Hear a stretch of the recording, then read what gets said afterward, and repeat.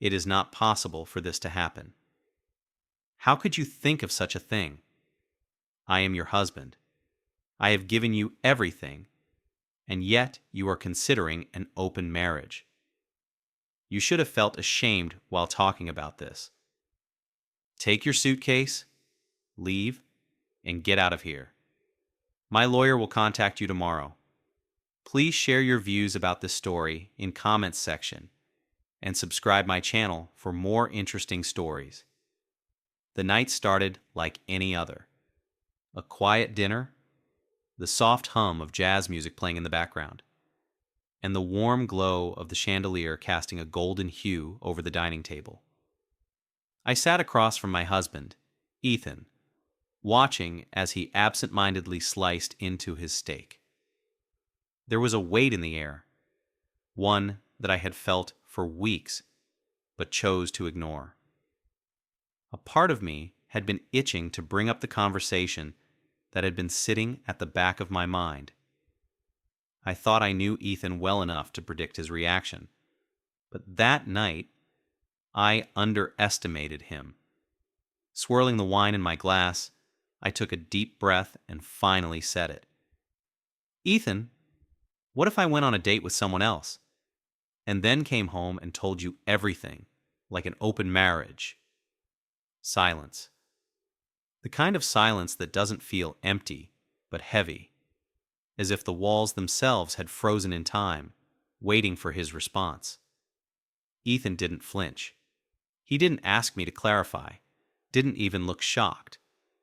Instead, he put his fork down, neatly beside his plate, wiped his mouth with a napkin, and then stood up. A strange, unsettling feeling gripped my chest.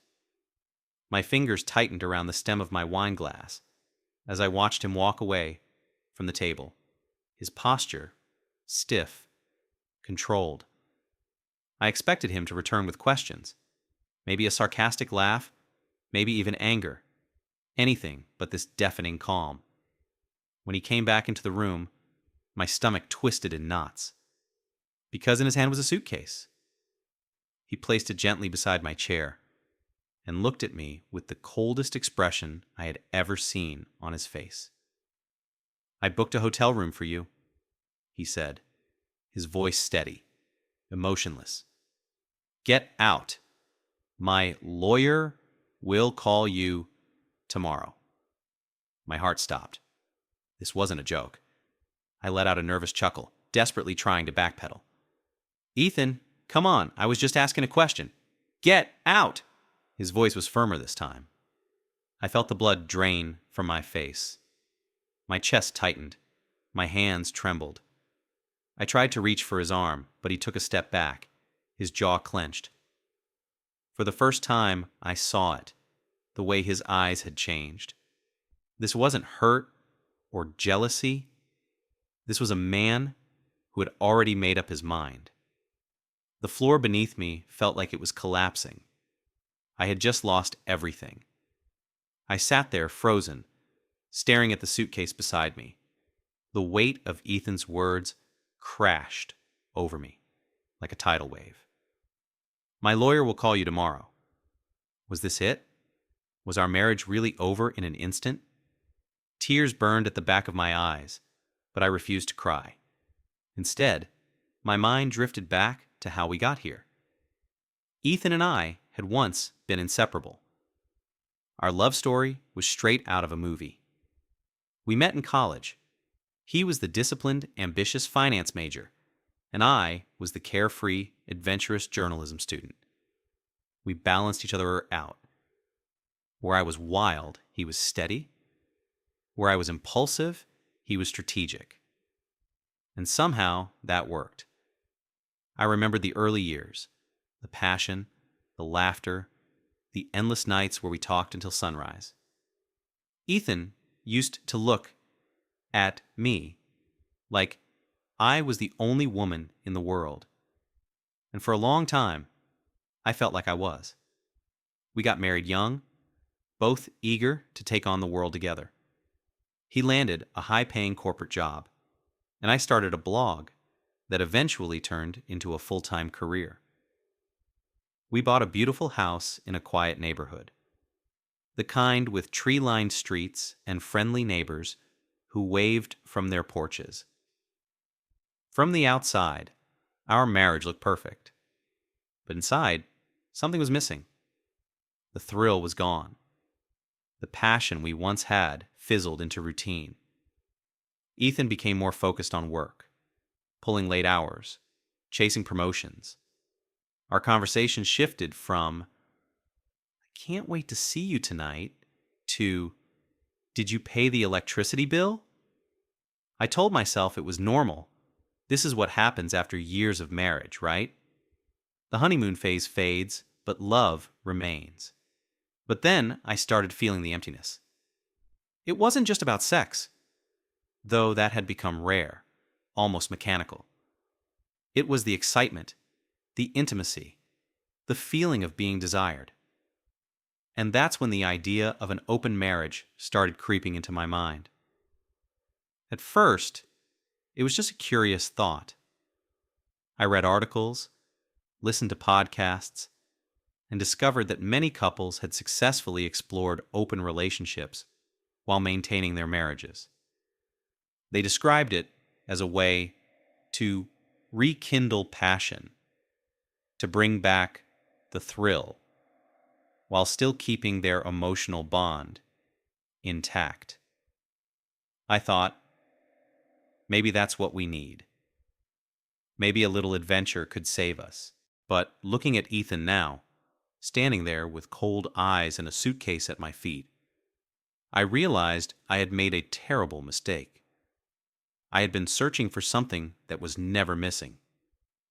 And now, I was about to lose the only man who ever truly loved me. I sat there, staring at the suitcase, my mind racing. How did we go from years of love to this? One sentence, one mistake, and it was all gone. Ethan stood there, arms crossed, waiting for me to leave. No anger, no shouting, just cold finality. My heart pounded. This wasn't how it was supposed to go. I thought we'd talk. I thought he'd at least consider the idea. I had expected confusion, maybe even frustration, but I never thought he'd throw me out. I needed to fix this. "Ethan, wait. Can we just talk?" My voice cracked as I stood up, reaching for his hand. He took a step back. "Talk? About what? About how you've already decided I'm not enough for you?" His voice was calm, but there was something underneath it. A kind of pain I had never seen before. "No, Ethan, it's not like that." "Then what is it like?" He cut me off, his eyes locked onto mine. "Explain it to me. Explain why you think our marriage needs outsourcing. Explain why you think I should be okay with my wife sleeping with other men."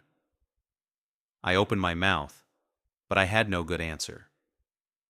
Because the truth was, I didn't even know why I had said it.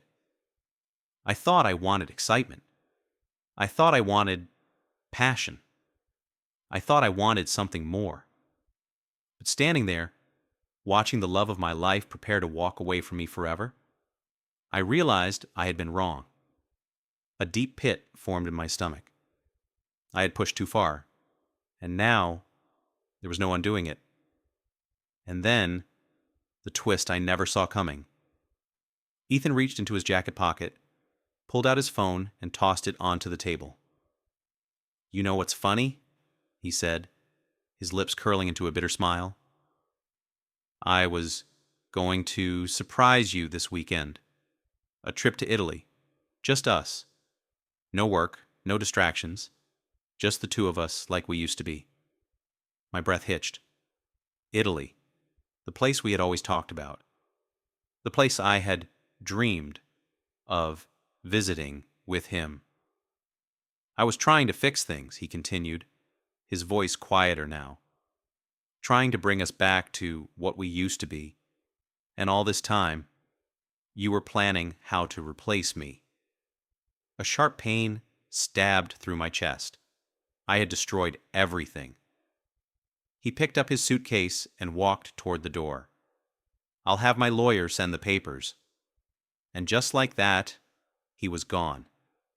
The door slammed shut. The echo rang through the silent house, leaving me standing there, numb, the weight of what had just happened suffocating me. Ethan was gone. I sank onto the chair, my legs too weak to hold me up. How did I let this happen? A trip to Italy. He had been trying to fix us, while I had been looking for something that was never missing. Tears blurred my vision as I grabbed Ethan's phone from the table. I had to see it for myself.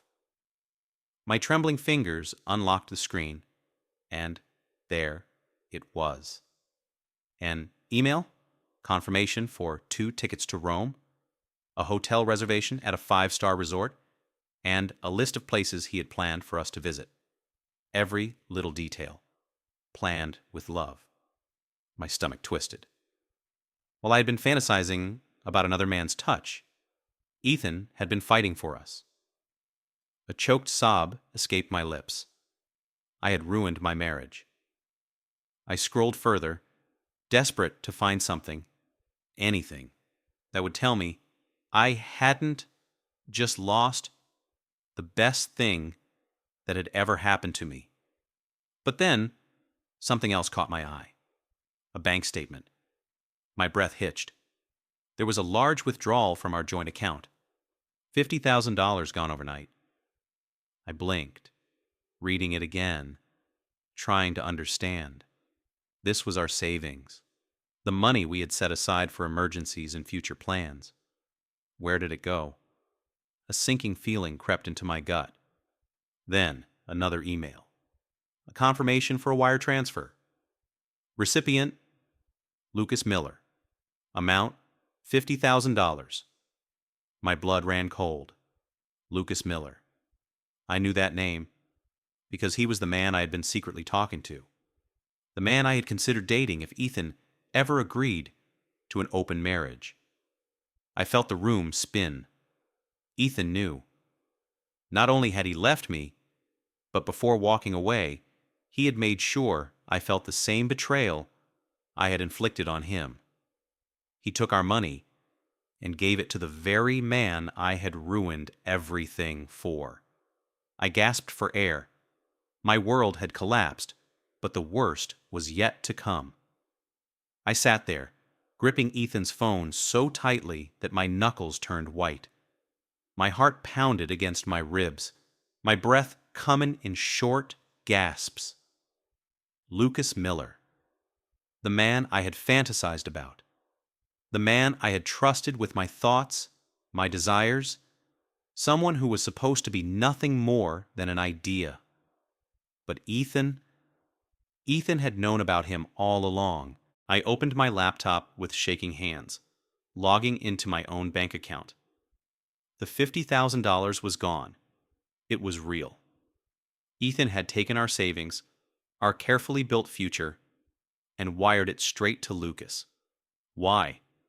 My mind spun, grasping for logic. Was this revenge? Was Ethan trying to punish me for even suggesting an open marriage? I had to know the truth. I grabbed my phone and called Lucas. My fingers were ice cold as I held the phone to my ear, waiting. 1 ring, 2, 3, voicemail. I gritted my teeth and sent a text. Me.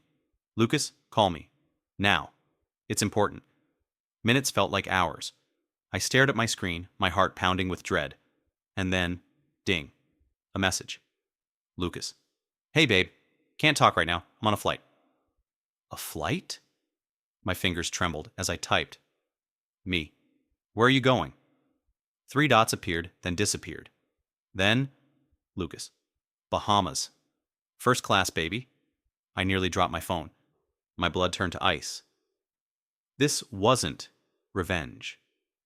This wasn't Ethan trying to punish me. Lucas had played me. Ethan must have figured it out before I did. He knew Lucas was a fraud, someone who wasn't interested in me, but in what he could get from me. And instead of fighting or begging me to stay, Ethan let me destroy myself.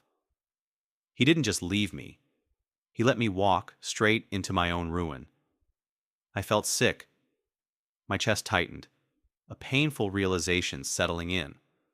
I had thought I was the one exploring new possibilities. But the truth was, I was the fool, and I had just lost the only man who had ever truly loved me. I sat motionless, my fingers still clutching my phone, my eyes locked on Lucas's last message. Bahamas. First class. Baby. The words burned into my mind like a cruel joke. I had spent months questioning my marriage, craving the thrill of something new, something different. And for what? To be conned by a man who never cared about me? To lose Ethan, the one person who had truly been there for me? I had destroyed myself. The weight of my choices crashed over me. I felt nauseous, dizzy, hollow. I picked up Ethan's phone again, scrolling through Install,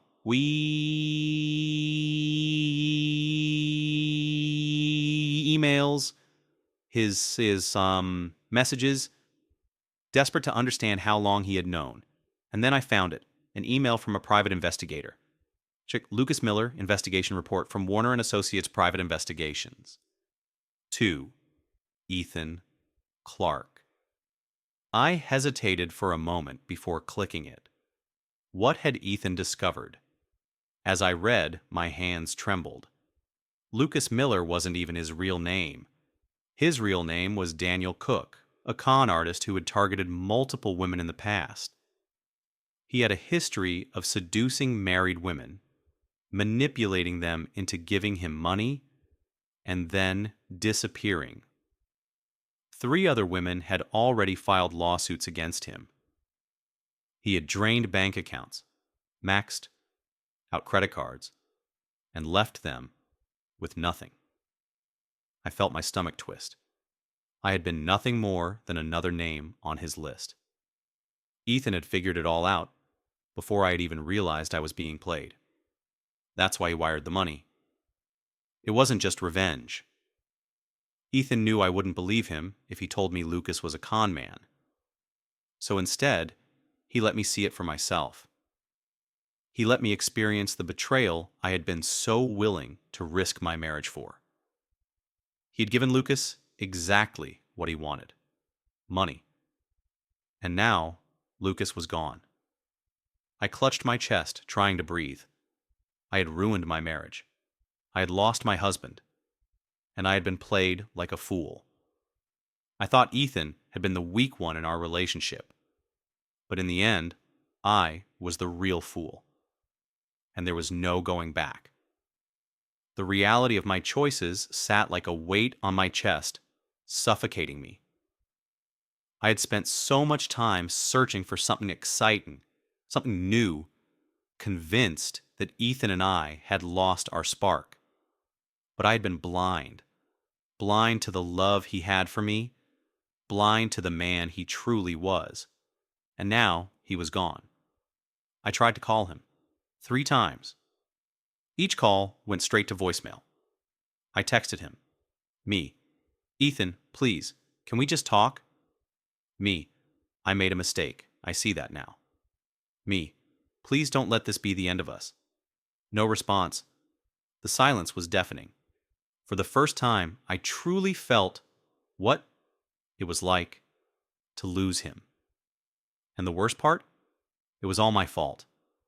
I had been so convinced that I was the one being neglected, that I had forgotten what Ethan had sacrificed for us. The late nights at work weren't about ignoring me. They were about building a future for us. The lack of excitement wasn't because he didn't love me. It was because I had stopped trying too.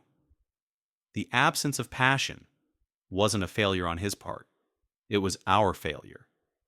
And now I had thrown it all away for a man who never cared about me.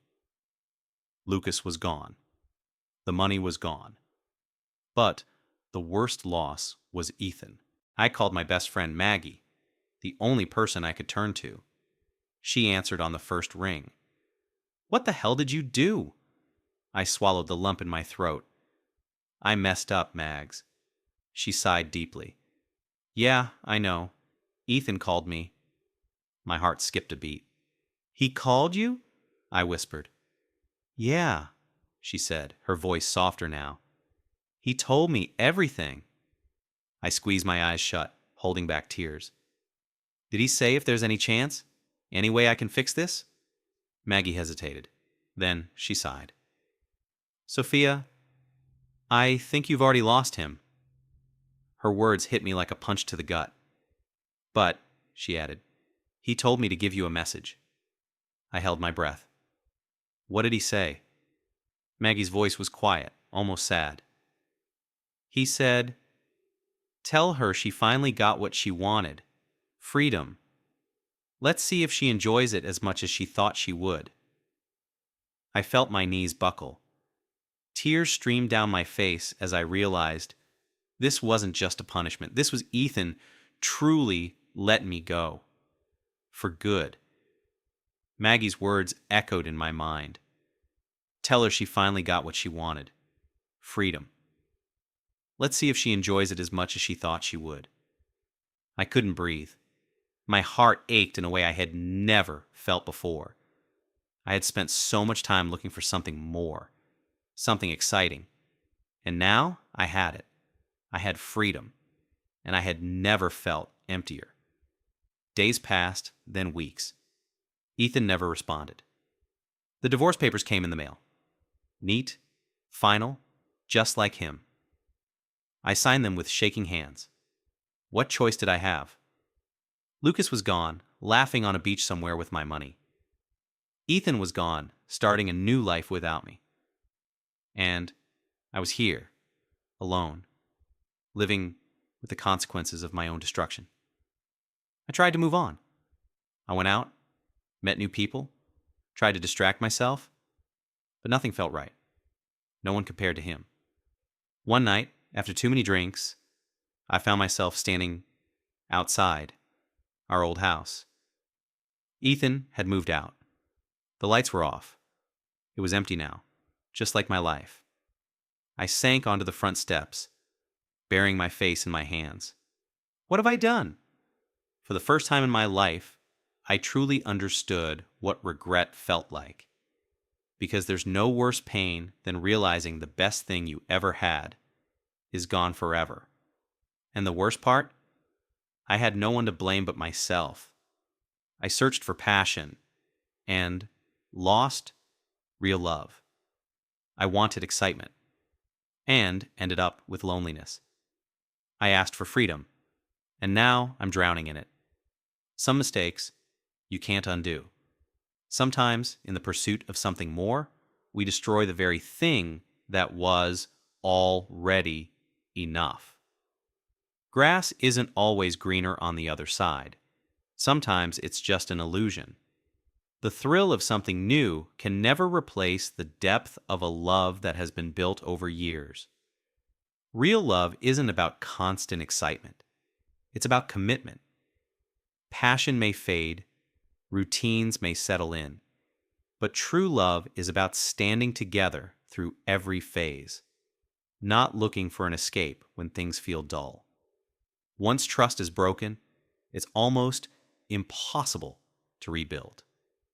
A single mistake, a single moment of selfishness can undo years of love and loyalty. And once it's gone, you may never get it back. Regret is the heaviest burden to carry. By the time you realize the value of what you had, it might already be too late. The biggest takeaway? Appreciate the love you have before you lose it forever.